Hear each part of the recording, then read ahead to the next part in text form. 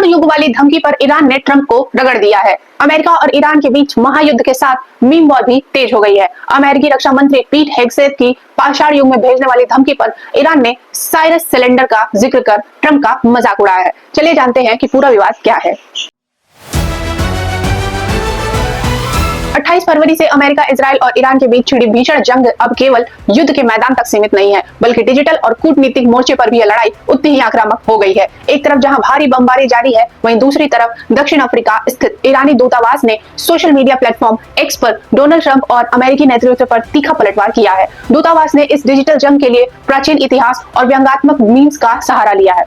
इस विवाद की शुरुआत कैसे हुई, चलिए बताते हैं। अमेरिका के राष्ट्रपति डोनाल्ड ट्रंप ने बुधवार को राष्ट्र के नाम अपने संबोधन में कहा कि अमेरिकी सेना ईरान में जल्द ही काम खत्म कर देगी, क्योंकि मुख्य रणनीतिक उद्देश्य पूरे होने वाले हैं। इस दौरान उन्होंने खुलेआम धमकी देते हुए कहा था कि अगले 2 से 3 सप्ताह में हम उन पर बेहद कड़ा प्रहार करेंगे। हम उन्हें पाषाण युग में भेज देंगे, जहां उन्हें वास्तव में होना चाहिए। इस आग में घी डालने का काम किया अमेरिकी रक्षा मंत्री पीट हेगसेथ ने। हेगसेथ ने 2 अप्रैल को एक्स पर ट्रंप के बयान का समर्थन करते हुए लिखा, पाषाण युग में वापसी। इसके बाद पीट हेगसेथ और डोनाल्ड ट्रंप की इस टिप्पणी के जवाब में दक्षिण अफ्रीका में ईरानी दूतावास ने इतिहास का हवाला देते हुए एक जोरदार डिजिटल अभियान छेड़ दिया है। दूतावास ने 2 अप्रैल 2026 की शाम को सिलसिलेवार तरीके से कई पोस्ट किए। पहला ट्वीट, यह सबसे आकर्षक और सबसे ज्यादा चर्चित रहा। इसमें एक रंगीन कार्टून है जिसमें डोनाल्ड ट्रंप को ठीक फ्लिंट स्टोन्स कार्टून के फ्रेंड फ्लिंट स्टोन की तरह दिखाया गया है। चट्टानों के बने पहाड़, नीला टाई, मुंह खुला हुआ और गुस्से में चीखते हुए। उनके बगल पे खड़ा है एक प्राचीन फारसी राजा जो साइरस द ग्रेट जैसा लगता रहा है। उसने लाल चोगा, सोने का मुकुट पहना और मुस्कुरा रहा है। राजा नीला कपड़ा हटाकर एक प्राचीन मिट्टी का बेलन सिलेंडर देख रहा है, जिस पर पुरानी फारसी लिपि और शेर की नक्काशी है। कैप्शन में लिखा था, फ्लिंटस्टोन्स और फारसी साम्राज्य, कला के जरिए सच्चाई। दूसरा ट्वीट, दूतावास ने पीट हेगसेथ के ट्वीट को कोट करते हुए करारा जवाब दिया। उन्होंने लिखा, पाषाण युग, ऐसे समय में जब आप अभी भी गुफाओं में आग की तलाश कर रहे थे, हम साइरस सिलेंडर पर मानव अधिकारों को उकेर रहे थे। हमने सिकंदर और मंगोल आक्रमणों का तूफान झेला है और बचे रहे, क्योंकि ईरान सिर्फ एक देश नहीं है, यह एक सभ्यता है। तीसरे ट्वीट में उन्होंने कहा, इसमें सीधा और व्यक्तिगत हमला किया।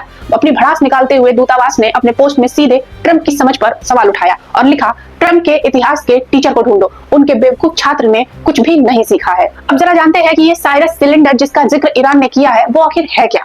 इस कूटनीतिक बहस में ईरान द्वारा साइरस सिलेंडर का उल्लेख बेहद अहम है। यह मिट्टी का एक प्राचीन बेलन है जिसे ईसा पूर्व 6वीं शताब्दी में फारस के राजा साइरस महान के आदेश पर बनाया गया था। ईसा पूर्व में 539 में फारसी सम्राट साइरस महान ने बेबीलोन पर विजय प्राप्त की थी। इस सिलेंडर पर अक्कादी भाषा में लिखा है कि साइरस ने गुलामों को आजाद किया, मंदिरों का सम्मान किया, लोगों को उनकी धार्मिक आजादी दी और जबरन विस्थापित लोगों को घर वापस भेजा।